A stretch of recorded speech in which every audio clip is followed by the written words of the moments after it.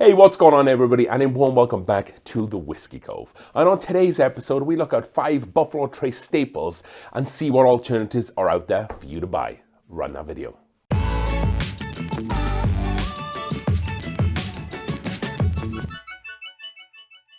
Hey, what's going on everybody? Hopefully you're enjoying the start of the year and everything's being kind to you thus far. To all the subscribers out there and to the new subscribers as well, thank you for joining our community. I really appreciate that. If you enjoyed today's video, don't forget to hit that like button too. So on today's episode, we look at some Buffalo Trace whiskeys, or 5 Buffalo Trace whiskeys. We look at Buffalo Trace, just the regular small batch, Eagle Rare 10-year, E.H. Taylor, Blantons, and then Stag Jr.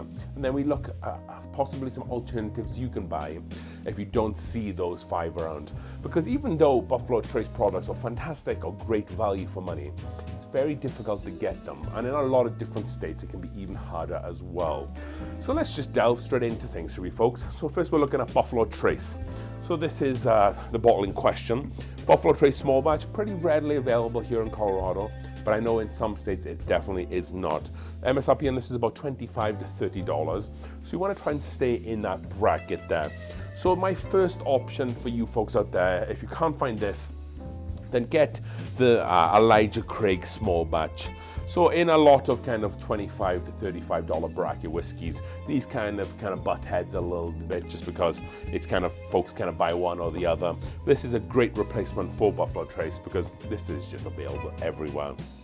It does have like a peanut butter profile note to it, so if that's not your flavor, maybe this whiskey is not for you there. Again, MSRP comes right in line with the regular Buffalo Trace here.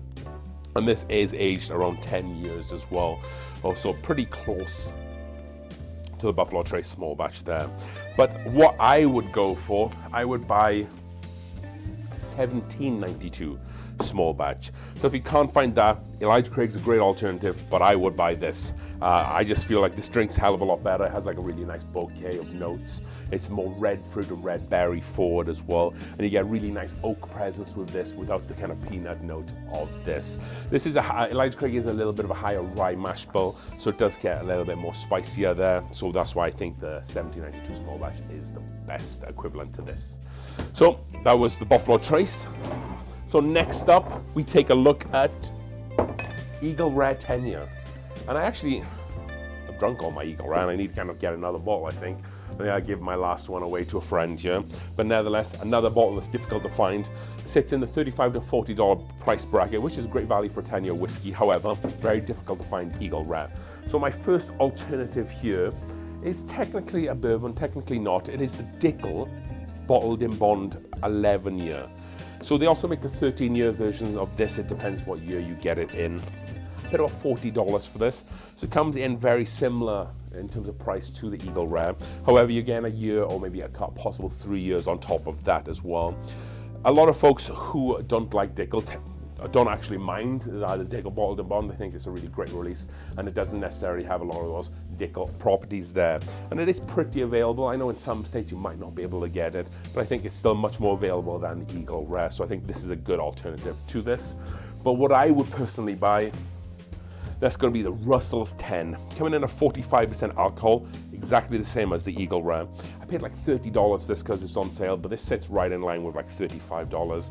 It does have like a really nice kind of woody profile. It does have a little bit of spice, as opposed to maybe like the red berry kind of vanilla notes that you get from the Eagle Rare. However, I do think that this is a really like almost like a like-for-like match with the Eagle Rare. The price is right there, the proof's right there, and also the age is right there. But if you can't find that, definitely get the Dickel Bottled in Bond. But ultimately, if you can find the Eagle Rare, that's great too.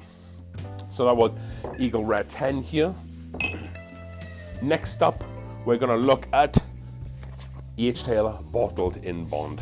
Such a lovely looking bottle and case here.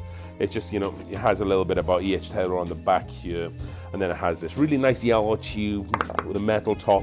The bottle's inside as well. Small batch bottled in bond, so 100 proof, 50% alcohol by volume, small batch product. This comes in retail about $40 to $60 if you're fortunate, but again, a very difficult bottle to find there. So the first option for E.H. Taylor small batch that I would recommend would be the Heaven Hill Bottled in Bond 7-year. So I don't quite know what the age statement is on this. I'll put it on the screen if I can find it.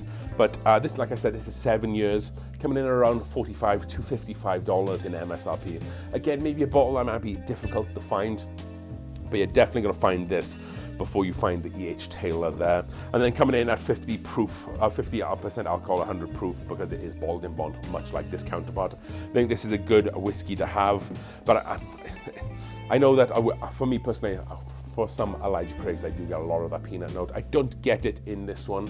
However, there is one more whiskey that I would probably buy over this, and that is going to be the one you should decide to buy. And that's going to be Early Times bottled in bond. So this doesn't share, I don't believe, the same age as the other two. I think this is more kind of like in the 4-5 year age region. This is like 20-25 bucks. It should be a fairly easy bottle for you to find out there. I know they've recently been acquired by Sazerac, and that makes finding them a little bit harder. But again, much easier than these other two.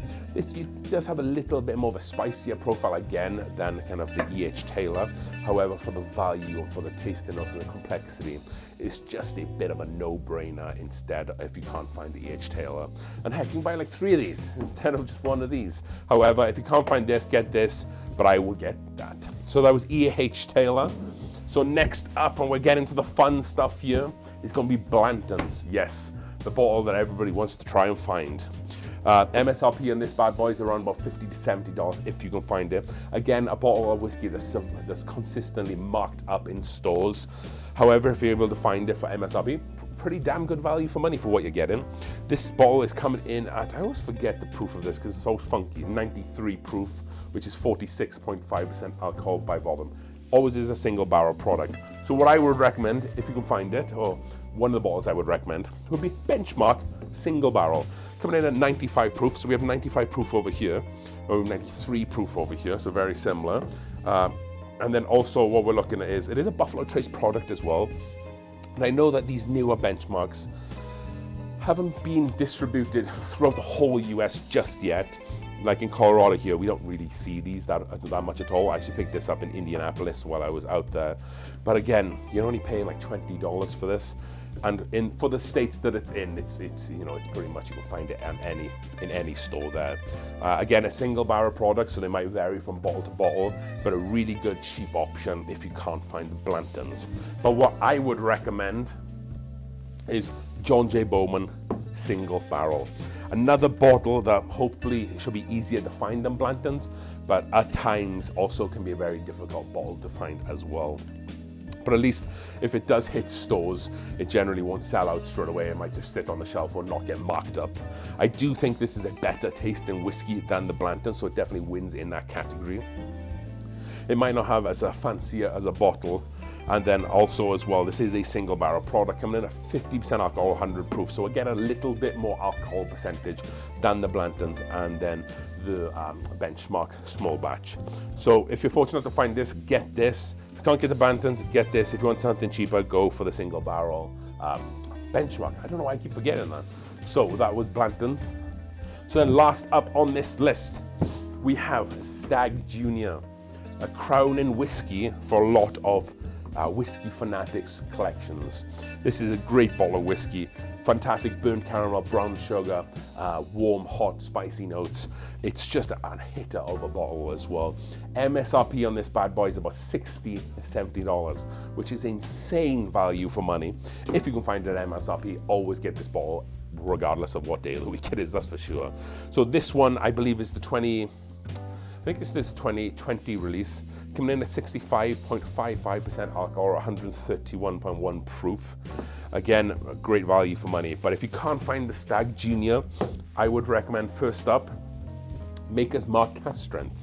So if you did see the Maker's Mark blind that we did here, where we battled out all the limited edition Maker's Marks, and we had like, I think it was 10 whiskeys going from the Maker's Mark collection, like all the specialty releases you see up there. This guy, spoiler alert, came in second place. And this just sits on shelves as well, pretty readily available. Paid about $55 for this as well. It has all the similar notes the Stag does, but it is a wheatless. You might get some other like Gracia notes there as well, but a really great, findable alternative to the Stag. But what I would recommend you buy, and a lot of people probably know this is coming, That is going to be Jack Daniel single barrel proof. This bad boy is coming in at 64.9% alcohol by volume, or 129.8 proof. So really comparable to the Stag in terms of alcohol percentage and proof, but it does differ a little bit on the tasting profile because you get like a warm caramel banana bread, kind of like a walnut note there as well. A beautiful whiskey and a beautiful dessert type whiskey as well, but so flavorful, just like the Stag, but it kind of just a little bit sweeter as well. So if you can't find the Stag Jr, get the Maker's Mark cask strength unless you can get the Jack Daniel's single barrel proof. That's a real hitter as well. So hopefully you enjoyed today's video, and hopefully it was a little bit of an educational experience for you folks out there, that if you can't find these really rare Buffalo Trace whiskey bottles, then at least now you have a couple of different alternatives to go into a liquor store with that knowledge, so you can buy the best bottle available to you there. Again, if you enjoyed today's video, don't forget to hit that like button as we drink through the world's whiskeys one glass at a time. Cheers.